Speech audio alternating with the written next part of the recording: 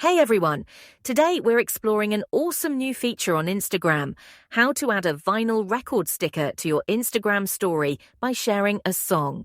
First, make sure you have the latest version of Instagram. Go to the App Store or Google Play Store and update if needed. This ensures you've got access to all the new features. Open Instagram and head to your profile. Tap the plus sign in the top right corner, then select Story from the menu. When your media library opens, look for the new Music option. Tap on it, and you'll enter the music library. Search for the song you want by typing in the title, artist, or lyrics in the search bar. Once you find your track, tap on it to preview. You'll see the song play with a stylish vinyl sticker.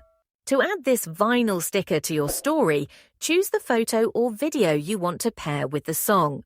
Tap the music icon at the top of the screen, search for your song again, and select it. On the editing screen, swipe all the way to the right to select the vinyl record sticker. You can adjust the start and end times of the song to highlight the part you love most. And that's it! Your Instagram story now features a cool vinyl record sticker with your favorite tune.